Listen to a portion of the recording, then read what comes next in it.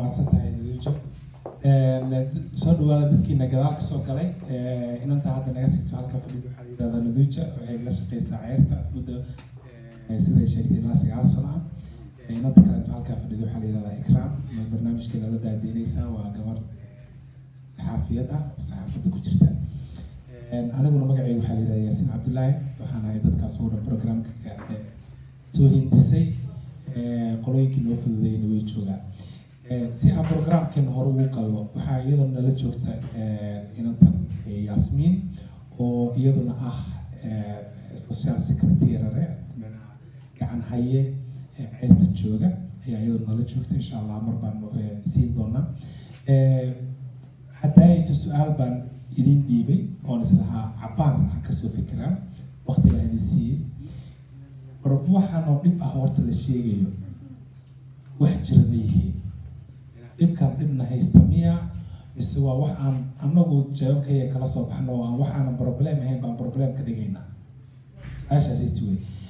sidoo mid kaleeto ma jira qof idin kamid ah oo nala qaybsan kara dhacdo isagu ku dhacday oo goob jooga maaha mid uu maqlay. laga yaabo kuwa idinka aad maqasheen anagu lafteeda inaan maqlay, laakiin waxaan rabnaa mid aad dareenkeeda aad sheegan karto oo aad dhihi karto waxaas intii goobjoog baan u ahaa. Programka iyagu runtii waxaa weeye focuska awoodda xoogga waxa aan saaraynaa waxa weeye dilalkan qorshaysan baan runtii aad xoog u saaraynaa. arrintan kaloo ilmaha la iska qaadayo iyaduna waan ka wada hadalnay. waxaan jeclaan lahaa arrintaas inaan xoogaa haddii aysan baahi hadeertan goobta joogta aanay jirin inaan xoogaa hoos u dhigno oo midda kaleeta aan ka sarraysiino si aan iyaduna aan ula socono. marka microfoonku doodu shirarkii hore waxbaa ka bedelaynaa. waxaan ka bedelaynaa waxa weeye panel ama dadka halkan fadhi jiray waagii hore oo khudbad jeedin jiray. maanta waxaan rabnaa inaad idinka khudbad noo jeedisaan si aan fikradihii noo ururino. waxaan isku dayaynaa kulamadan inay noqdaan taxane ugu 2 bilood ama 3 bilood ama 4 bilood inaan kusoo noqono. localkan baa noo fududeeyey ifco Yonis iyo Banafusi oo asna halkaa fadhiyo. yaan rabaa inuu wax nala qaybsado.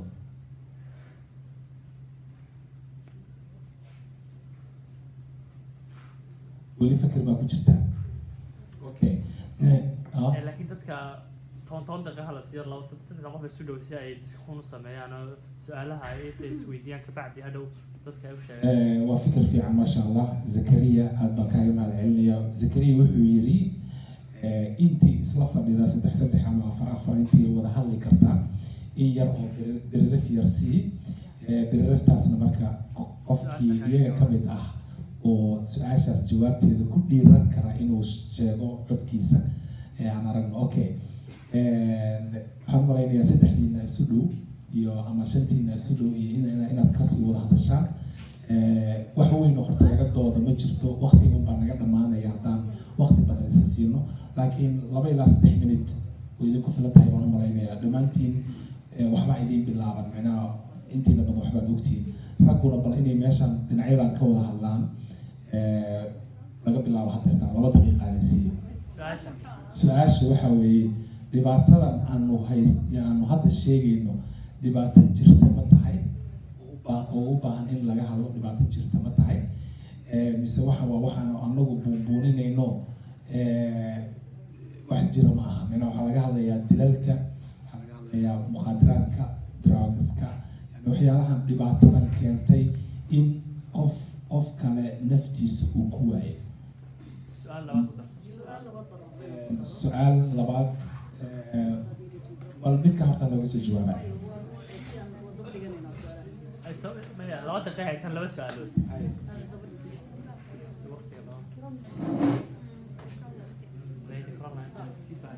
su-aasha kale aan rabin aan idin weydiiyana waxay tahay dhallinyaradana Soomaaliyeed badanaa way u fududahay inay faldambiyeedka ku dhacaan. aad bay ugu sahlan tahay inay wax iibiyaan, inay wax dilaan. qowmiyadaha kale ajnabiga markaad fiiriso gaar ahaan qaaradda anaga deganaya Africa dadka madowga ah ee degan ee waddankan jooga waxaa adag in la maqlo amaba ay yar tahay dhalinyadooda oo dambiyada ku jira laakiin dhalinyarada Soomaaliyeed aad bay uga muuqdaan sidee bay ku dhacday in dhalinteena dhinacyadaas ay ka muuqdaan maxaa sababa badankood waxaa la sheegay dhaqaalad xumo guriga xaggiisa ah inay ugu wacan tahay marka maxaa sababa in dhalinyadeenu ay dhinacyadaas aad uga muuqdaan okay ما فهمت السؤال ولا شيء إكرام ما فهمت السؤال ده horta muhiim waxay tahay inta bal horta su-aasha noo kala hormariyo midaan hore bal horta ka jawaaba haddaynan dhib haysanin tan dambe ma loo baahna in laga jawaabo labada isku xiji insha allah 2 daqiiqaan siinaya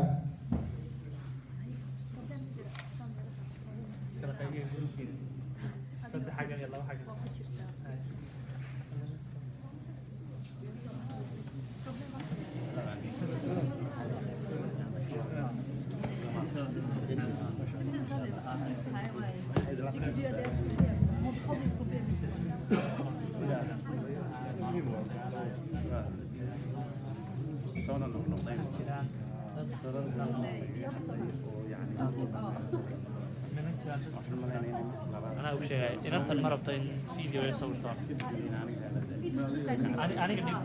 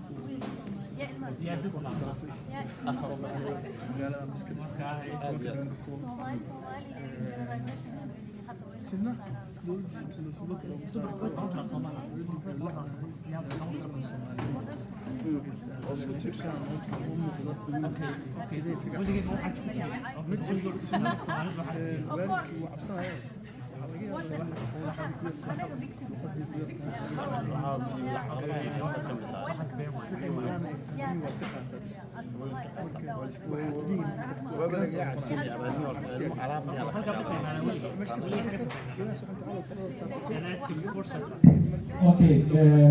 وما سنتهي waxaan malaynayaa 2 daqiiqaday xogaa way nala dhaaftay safka ugu dambeeya waxaan malaynayaa experta la jooga laduuja la joogta safkan horena expertka kale la joogo waa qolo socialki baa joogta bal kuwa dhexda ah yaa uu ku dhiiran kara inay wax sheegaan maxaa idin soo baxay labadii su'aal oo idin siiyay safka dhexe dumarka su'aalaha ka baxsan waa usoo noqonaynaa gadaal laakiin labada su'aalood idin weydiiyey bal hadda maxaa idin soo baxay safka dhexe waa ku imanaya waxyaabaa okay safka dambe waa idin soo noqonaya kuwa dhexe waxaa lagu wadaa xoogaanay isku maqanyay weli safka dambe qof baa gacanta taagaya dumarka oo gacanta ma tagto mikrofonkaygu filo ku xiran yahay oo ku imanaya halkaa dararkeedu waa halkan laakiin aad ka hadasho dadkii maqli waayo laga yaabo dhan maqlo dadkii maqli waayana loo celiyay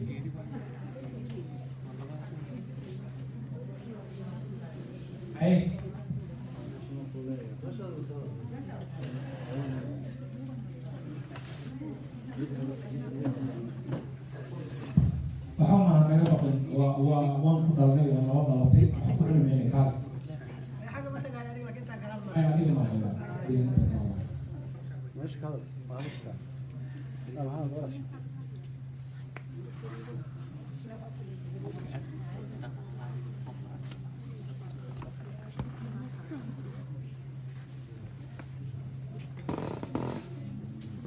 السلام عليكم. روح عليكم السلام سلام سلام. أنا رأيي جدا قالت وحير وحن سارة يا تذكرني كستو مروا البحوك سارة والد كان مقتل إسكال. لكن والد بني آدم وقدم كرا عنه وقدم كرا. لكن والد بالولادة ينقع راسي مروا الله يا وحيليه كار يكرتل والد كاس حسن. والد هو بشر وقدم كرا. وإنه قرطاع إنجزنه كقلدية. example ماشى هو عن كم يمد والد كاميرا بتقطنه. أنتوا حواي أو بده حرامه. أنا كنا بقول بعيا إن أدري ستي. إنما هذا واقعنا. مدهول بسستين ولا مدهول بناء. مدهول بحكوليه إن الله هذا شو. مدهول بحكوليه هاي وحنا تاقبته هدية سامسينا. مدهول بحكوليه إن استرافته. waxaan waxa kugu diiday tan ma qabanin saasan kugu fasaxa wixii leeyin kala rool marka wixii anaga u qoon gabaraan cunugeeda soo istiraafta keegi u baahan lala hadlo waa istiraafa marka wuxuu kaas waxa laga yaabaa istiraaf wax ku lahaa kaamila waxa laga yaabaa inuu hadal wax ku leeyahay laakiin waa inaan kala naqaano horta roolalka ay kala dheelayaan dhinaca aabaha aabayaasheen qeyr Allah siiyo sameeyay ku yihiin waxa way awood wuxuu haystaa aabanimada oo abiisa soo siiyay awoogiis hore soo siiyay baadiyeen ka timid oo abiyaasha magta leeyihiin magtada inta wiilu wataa tan sulaal male ma dhahay meesha hore ma aha dabacsanaan okay hooyadii abiya isku dhigay ama hooyadii dib lagu haya ama abiya dib lagu haya ilmihi hadayna waxba sheegi kala way fiirinayaan meesha wax ka socdo waxaa laga inuu cabroonya bari markuu awood yeesho inuu ka tago marka ani intaas fikrada keenaysa aburnaanta badan aan isjilcino aan isfahanno waxaan qabna laha waalidka isku tanaasula ilmahana roolkay kala dheerayaan aan kala fahanno hamaasanteed dhinaca ragga waxaan jeclaan lahaa ragga qof hadlaya miyaa jira gacanta taagtay hal daqiiqo iyo in ka yar baan ku siinaya weliba aada waqtigan inaan maarata su-aalo badan baa noo haray insha allah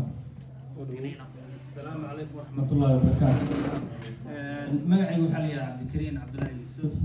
مقعي تقول وحن دقنا مدة في 60 سنة تقريبا عيالك ما يقبلين لكن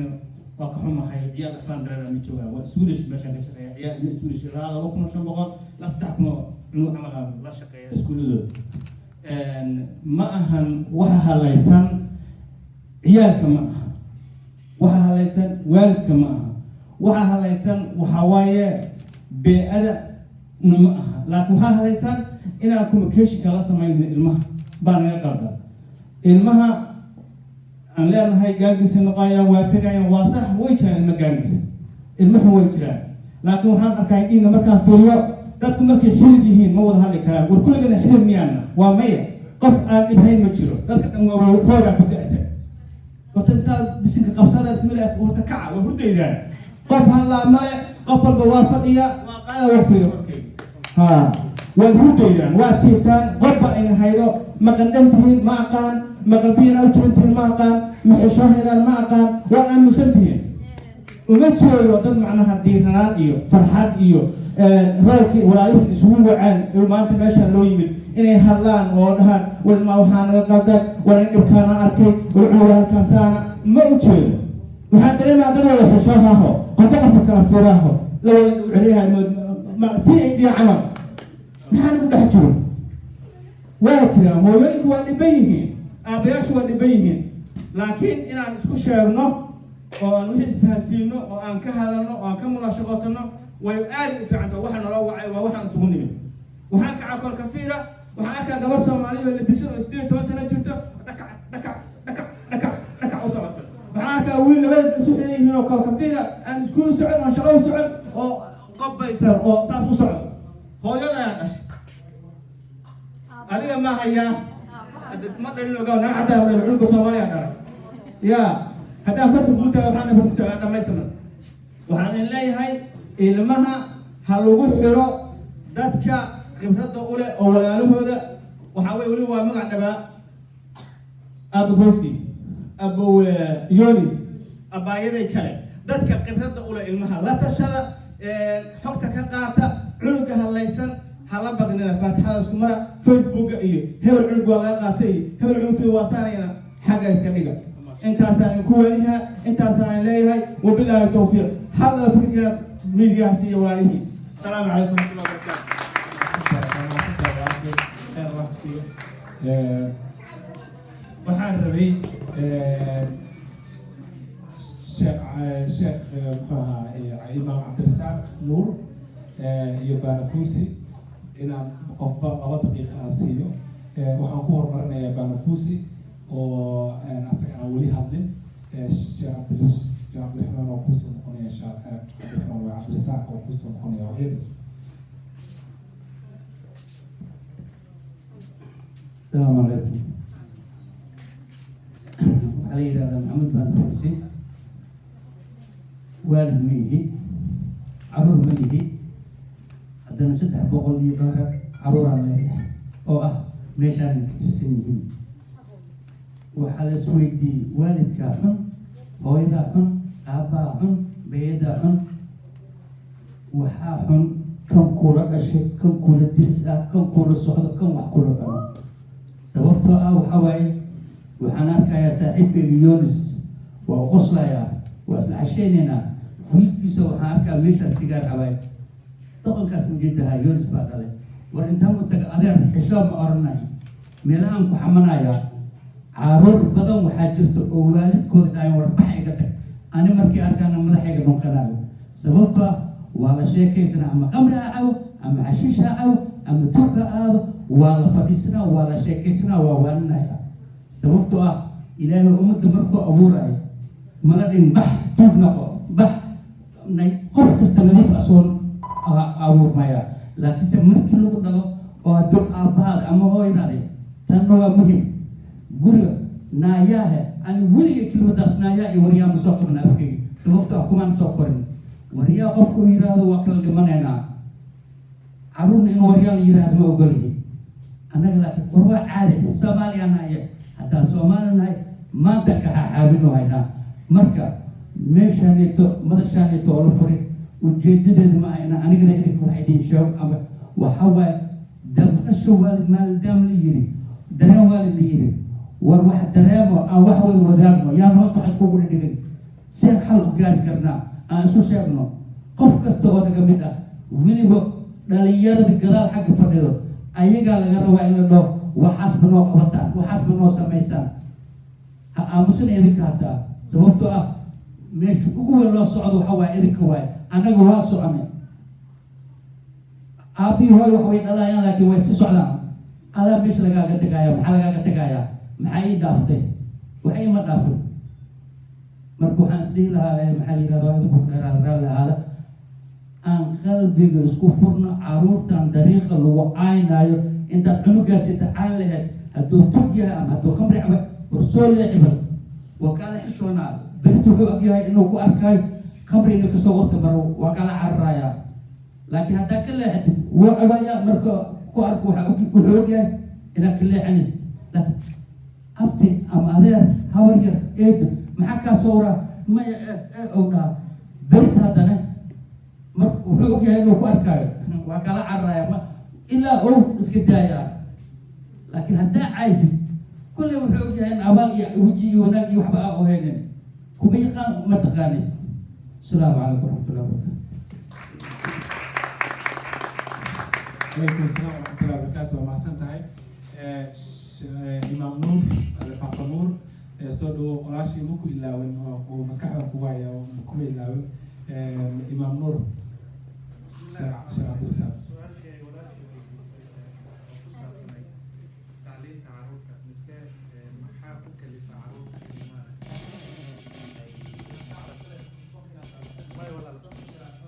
waxaan rabaa in lay maqlo maaragtaan xaggooda u jeesto waalidiintoo dhan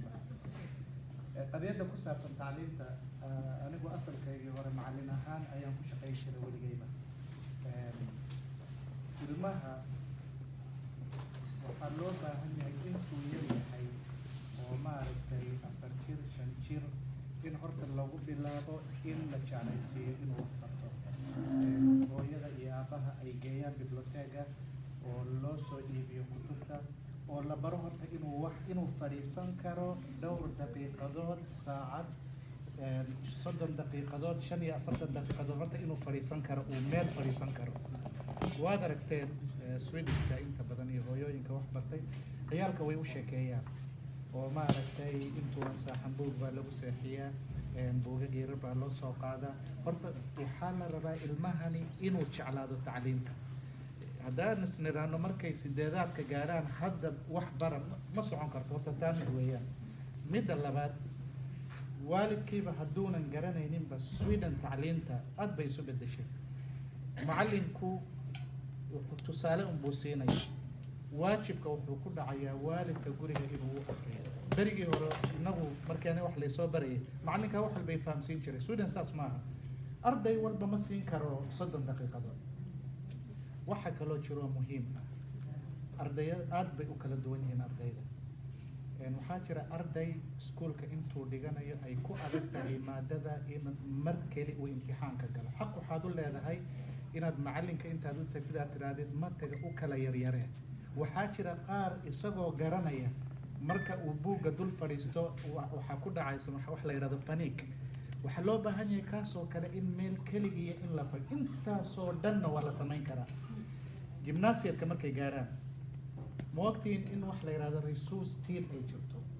ardaygu hadduu ardayda kale uu ka yara hooseeyo waqtiga uu fasaxa yar leeyahay intuu gymnasiadka dhiganayo maalan maado ayuu ma aragtay fasax leeyahay waxaa loo dirayaa gymnasiad kale halkaas ayaa macallin loo diyaarinaya laakiin maxaa loo baahan yahay waxaa loo baahan yahay waalidka inuu ma aragtay uu la socdo qadiyadda kaloo khatarta ah waxaa ka mid ah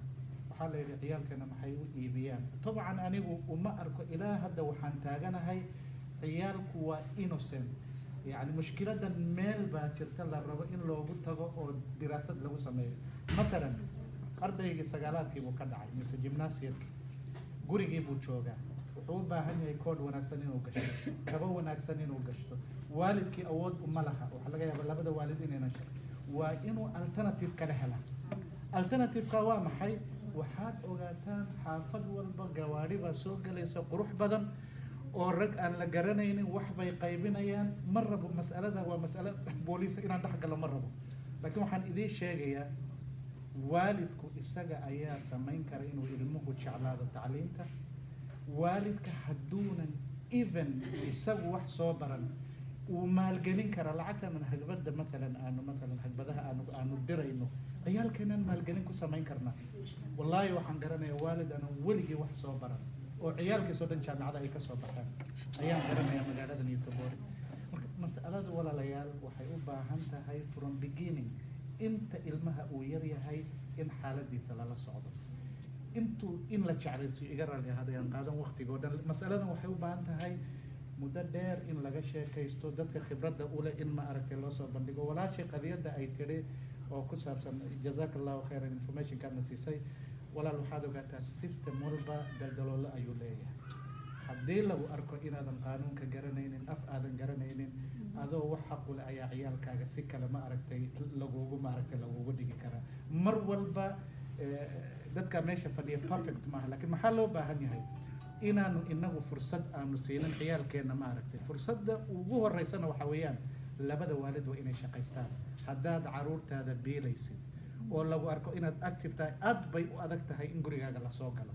talabaadna uma malaynayo hooyo ciyaalkeeda nacib inay jirto tafadal waxaa dhahday ani ma fahmi kara dhahday ma xada ma aaminsanay caruurta inay qabanayeen ha ani raygaas waa ku raacsanahay sax laakiin dhibaatada taalo waa inaad fahmnaa waxaa ku jirnaa system oo socdo imaano sax waddankan wuu dhisnaay intaana ka imaanin sax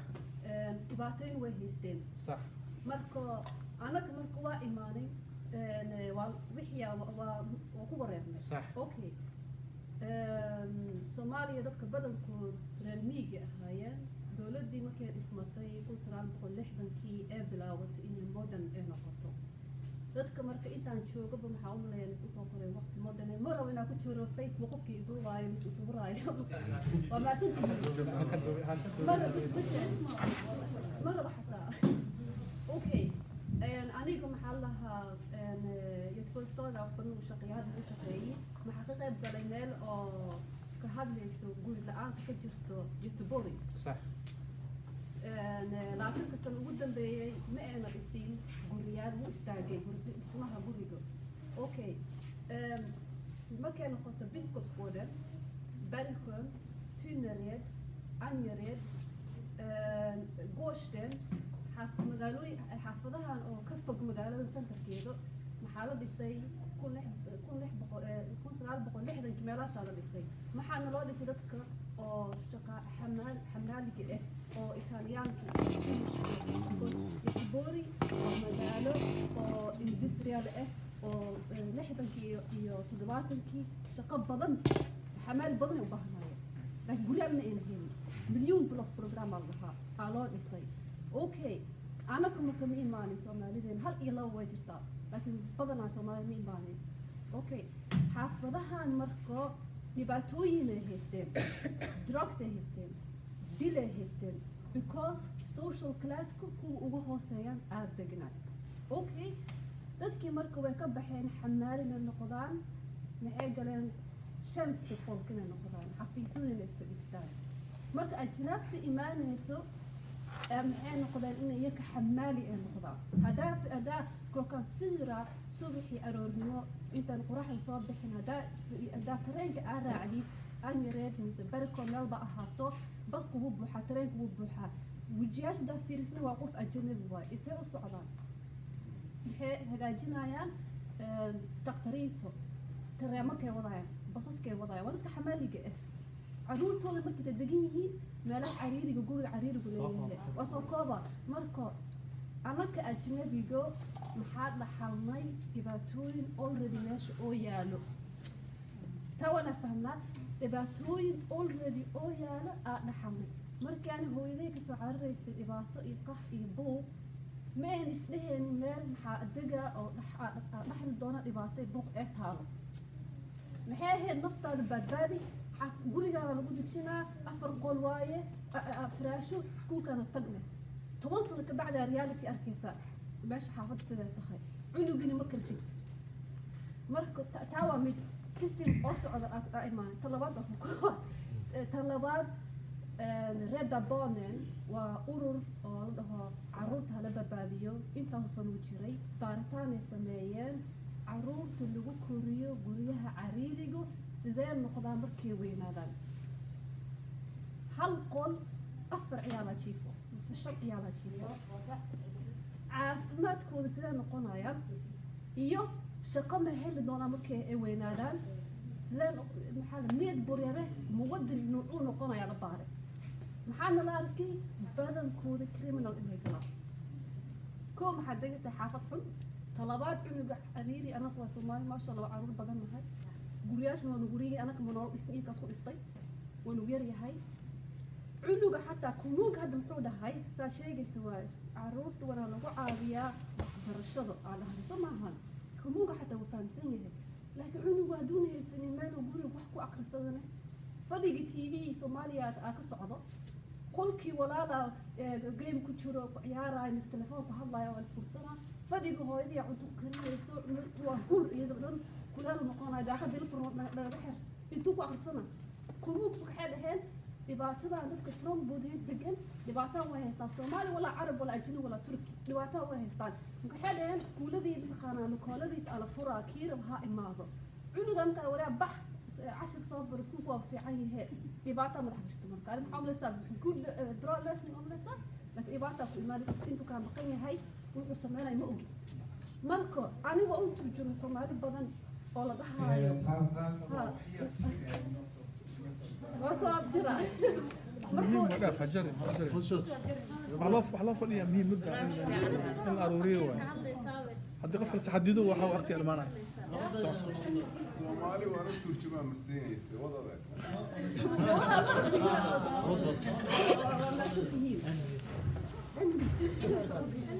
Okay, Soomaali badan aa u turjumay ceebta aabe iyo hooyoba oo dhahayo guri ma haysti gurigii waa iga saaray contract wuu iga dhamaaday. Okay, qaanuunka muxuu dhahayaa ciyaal walba xaq u leeyihiin guri inay helaan. taasi argumentiga Soomaali isticmaalaan. xaafaddu raba Soomaali maxaa waayane berikoon raba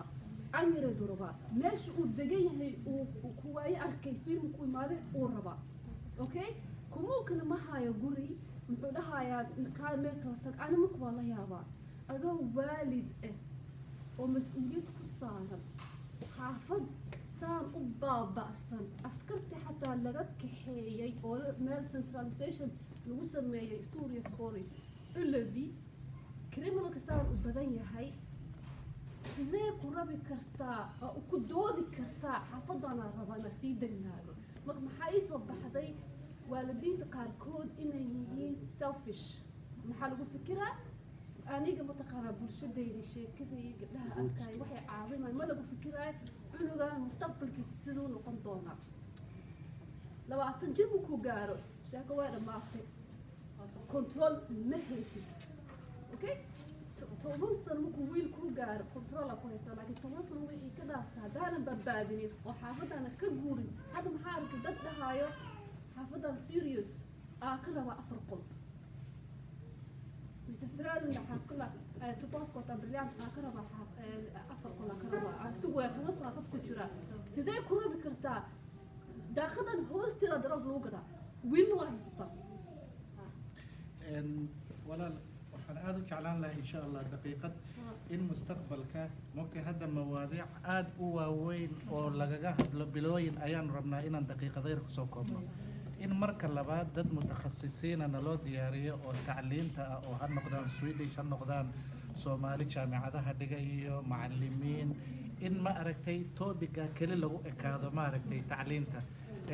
marka labaad sida walaashay ay sheegtay yadan misaynta aan dhali karoba مثلا guryaha iyo ma aragtay ciriiriga anigu waxaan aaminsanahay hadduu jacayl jiro dadkuna ay jecel yihiin ciyaalkuna ay jecel yihiin guriga labada qol ayaa la yani waa waxa على كل وان كبح يعني مرة بينا ذلك كانوا كلا قيبية ويق والبا لطو ديارية برنامج واحد مقصد من كاريرنا ومنصتها ياسمين arrimaha guryaha waa sida hadda Yasmin ay u bilowday ama ay u sheegtay waalidka ayaa waxa uu rabaa inuu ka soo agdhowaado Soomaalida kale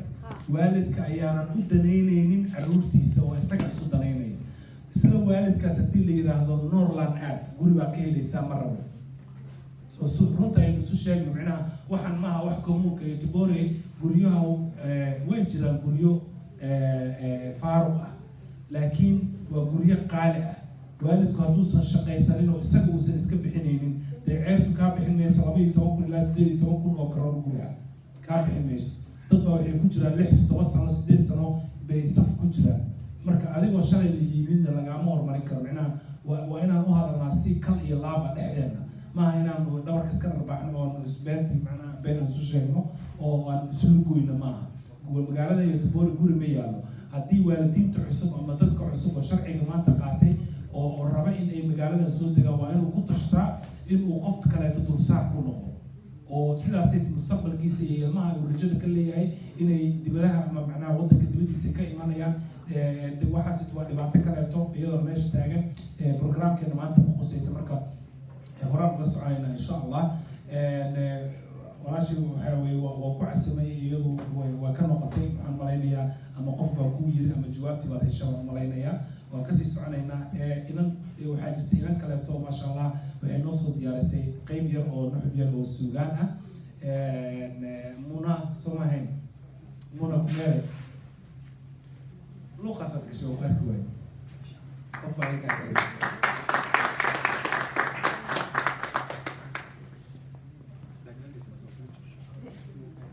Spelling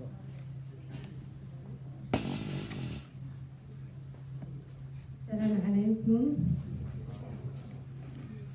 dhammaantiin waad mahadsantihiin sida sharafta leh uga soo qayb gasheen barnaamijkeenan aan ugu magac darnay sama wadaag. run ahaantii waa aragtida keliyan isdhaxnayn isku xidhka bulshada nacam way siyaadin kartaa in la kulmo oo la wadaago fikradeena. erayadan ayaan ku tilmaamaynaa sidii aragtidayda ahayd. haddaan dhoofnoon fogaanay dhabbadayaynaan ka leexan dhallaankuna habaamin udhiga dhaqankiiyo asluubta ku dhaqa diintoo dhammaysa intaan dhalinteena dhowrno haddaan dhuganoon dhaysiino wixii dhexalaan lahayn nimcadii dhulku hooyo taalay dadkii isku dhiig ahaa lafyo dhuuxda ahaa haddaan dhiiranaanta siino dhabtii kalgacayl abuurno dhibaatadu may dhacdeen. dhaliil baan wada qabnaaye intuu midba dhaawiciisa inuu keli dhayo sugayo intaan kala dhoomanayno dhabtana isku sheegine dhoolaha isku sii caddayn mar waa adi dhabarjabkaaga mar waa dhexal wada dhibaato. haddaan isku dhiirano weliba dhinacyada ishayno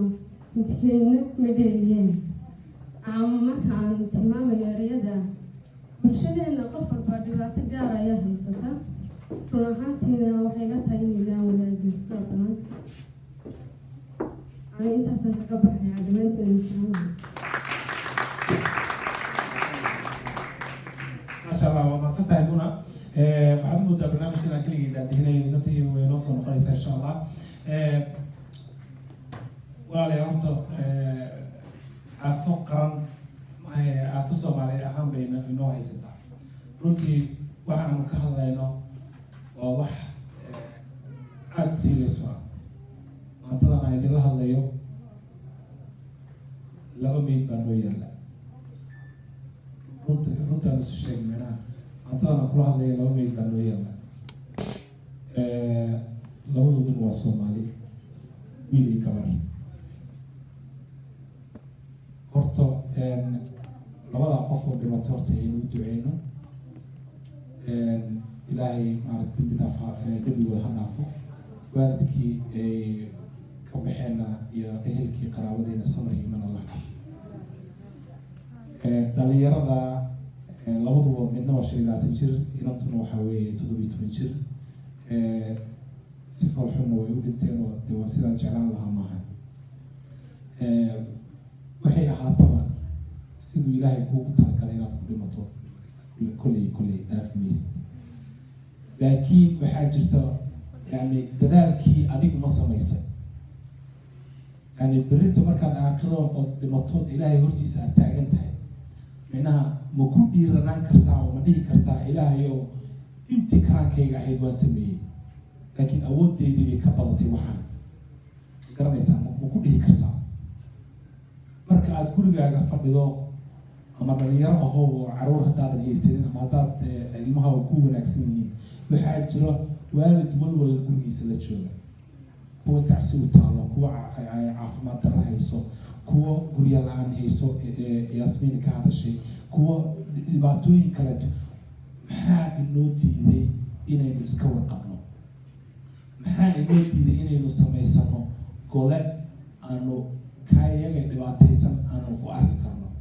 haddaan arrinta aan dib ugu soo noqdo arrimahan waalidiinta caruurta laga qaaday. muddo fara badan baan ka shaqeynaya. waxaan khibrad fiican baan u leeyahay. sosionom maahi sida Yasmiin oo kaleeto, laakiin khibrad fiican baan u leeyahay. macallin baan ahay. 7 sano ayaan waxaan ahay family hem. cunug baan hayaa, caruur baan hayaa. caruur badan baan hayay laakiin hadda mid baan igu haray oo hayaa. waxaan ceyrto hawshan ceyrta iyo caruurta la iska qaaday, caruurta la keenayay, waxaa khibrad badan baan u leeyahay. hadday waxaan idiin sheegay ilmo 70 caruur ah ka badan oo Soomaali ah ayaa guryahooda laga qaaday. waa inta aan ogahay aniga keliya. waxaa jira kuwo badan oo aan ogeyn oo xalayta waxaa ii sheegaysa qof Stockholm jooga ayaa safra maal la jooga ayaa wuxuu ii sheegay cunug Soomaali ah oo magaalada Yatbuur laga qaaday oo meel kale la geeyay. taladayda kuma jiro. waalidiinta waxaan oran lahaa dhibkan idinka ma aadan geysanin. caawinaad doonta inta ay goorgoortay. laakiin marka aad noo sheegtaan ama hadalkiinu na soo gaaro mar ay xeero iyo fandhaali kala dhacay oo ilaa maxkamad intaad tagtay xukun kugu dhacay oo maxkamaddii wixii ay xukuntay dee anigu shacbi baan nahay, xukun maxkamadeed ma bedeli karo. awoodda ugu badan haddaan haysto, haddaan xitaa ra-iisul wasaare waddanka ka ahay, dee maxkamadda xukunkeeda ma bedeli karo marnaba. marka annagu waxaan ku garab istaagi karaa yaasiin ahaan ballan ka qaadaya waalidiinta insha allah waana loo duubi doonaa. waxaan ballan idinkaga qaadayaa sida ilaahay igu ogyahay in aan warbixin idinku siiyo. warbixintu waa muhiim. shirkadaha adduunka ka dhisan oo yani horumarka gaaray information micnaha warbixinta way iibsadaan, lacag bay ka iibsadaan. anigu free baan idinku siinaya lacag la-aan, waxba idinkagama baahna. so marka xilli hore soo doonta. arrinka kaleeto aan ku dhex wadno oo ah dilka dhacay aad buu fara badan yahay. magaalada Göteborg keliya maaha, Malmo maaha, Stockholm keliya maaha, magaalooyin kaleeto tuulooyin iyo waxaas ka dhaceen. waxaanu u baahannahay in aanu ka midoowno. fikir kasto aniga aan dusha idinkaga keeno waan ogahay qaadan maysaan. Göteborg intaynan ma degana, 1000 jibaarkeed baa degan ama 2,000 jibaarkeed baa degan. qaarkood hadda waxaa laga yaabaa inaad haddaad sii martaan makhaayadaha fadhiya, yani waqti bay hayaan inay halkan yimaadaan, fikirkooda nala qaybsadaan ama kaayaga qaataan oo ay sii fidiyaan, laakiin qaarkood ma samaynayaan. u malayn maayo inay cadaawad ka tahay ama xumaan ka tahay, laakiin nature-kii baa sidaas ka ah. yani waxa weeye waxa aad kala hormarinayso noloshaada, aad u kala sida aad wax u kala horumarinayso ayay ku fiican tahay. inta aanan ka bixin oo afka micnaha aan soo gunaanudin oo hadalkaygii ugu dambeeyey aanan sheegin, waxaan jeclaan lahaa in aan ogaado ma jiraa qof idinka mid ah, mar labaad dayna waa ku yiri, oo raba inuu dhacdo ama wax nala qaybsado. haddaadan rabin si dadkaas ay kuu maqlaan, haddaadan rabin inaad ila qaybsato, xogtaada waan ururinayaa, xogtaada waan haynayaa, waan kuu qarinayaa, waana kula talinayaa insha allah. haddaad rabto anytime waa idala soo xiriiri kartaa. haddii ay jirto inaad rabtid inaad nala qaybsatidna mar dhow insha allah waan soo gulaanudeynaa. dad baa meel dheer nooga yimid, sheekh oo kale maanta o dhan buu shaqaynayay, buu daalayahay saake 4 habeenimo subaxnimo buu kacay. mar dhow waan fasaxaynaa isaguna. walaal baa xagga gacanta ka taagaya, rabo in wax nala qaybsado malaha noo sheego. kaale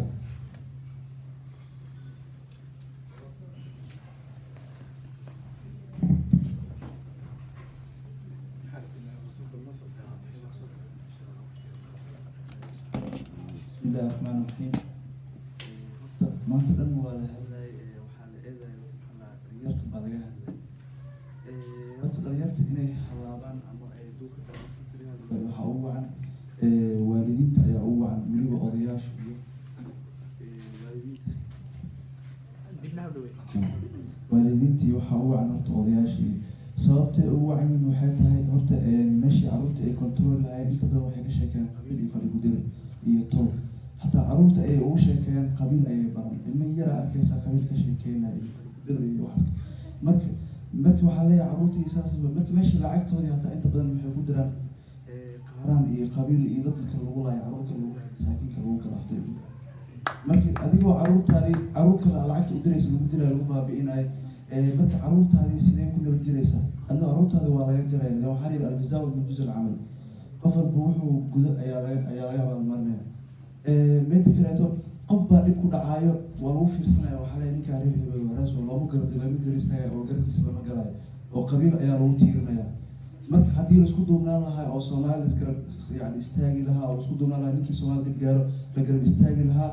qof walba cuqdad maysan gasheen, carruurtan lama dirin, markas meel meesha lagu dirin. runta hadii laga hadlo bulshada ugu badan maanta Sweden kusoo qaxday marka la fiiriyo waxaa u badan, marka laga reebo maxaa yidhahdaa kuwan Yurubta bari naaskii, marka laga reebo Iiraantii waa Soomaali dadka usoo xidhay maanta. waana dadka ugu tayada xun maanta runta hadii laga hadlo, carruurtooda meel kasta lagu dilo. 3 bil gudahood xaafadan Biskop waxaa lagu dilay 4 wiil meel la shaqeeya, qaar la dhaawacay, qaar lagu dilay. waa wada Soomaali. ilaa haddana sababta loo dilay asbaabta lama yaqaan, cid ka hadasha ma jirto, iska waraysan ma jirto. waxaa arkaysaa qaar ayagoo la dilay ayaa arkaysa odayaal waaweyn oo masaajid ku xamanaya dhahay saas waaye gaangiis waa welo war cunugan yaa dhalay cirka muu kasoo dhacay waa meel adaa dhashay hooyo kala dhashay maxaa reer in lagu duubto oo la garab istaago oo laba nin oo saas maa oo la duubto qof baa maalin kasta dhibaateena aniga idin hadlaayo subxaan allah dhib baa soo gaaray oo dad badan baa ka warqaba sida walaalka Yunis dad badan baa ka warqaba runtii laga hadlay laakiin ilaa hadda subxaan allah horta Yunis horta weli fiican horta muusan ogeyn horu mooyaan laakiin markuu arko horta uu ka gubto waa ku laaday alxamdulillah khayran sii marka mar walba boqol aniga sidoo kale ayaa waxaa laga yaabaa inay duurkaas ku jira dhibaataysan ee cidna ka warhaynin waxaan ugu wacan kala maqnaasheen iyo qabiilkeen iyo xaafidoo qabiil loo degiyaa weerareen hebel baa degan inta xorey qabiil baa degan isga qabiil waxaas ayaa keenay haddii laakiin tight community noqdo dadka ay isku xirnaadaan solution waa la heli karaa laakiin haddii maanta la kala socdo oo la xagga waxaa laga sheegay arrin yacni basti oo wax laga soo tegay haddii la isku mashquuliyo wadankii laga soo tegay haddii wadankeenu aan jecel lahay runtii kama soo tegin inta maysan maanin waxaana keentay waa nacab dhexdeena isnacabna kulli wada Soomaali aan nahay hal shisheeye man dhex joogo laakiin anaga is dhibsan anaga ka soo kacay weli wixii inta waan ku haynaa waxaan dhihi lahaa Soomaaliya aan isku duubnaano qofkii dhib gaara hala garab istaago qof walbo yacni qabiilka iska tuuro aan noqono tight community aan noqono oo isku duuban biidna ilaahay tawfiiqan waafaji Allah waa mahadsantahay liibaan waxaan rabay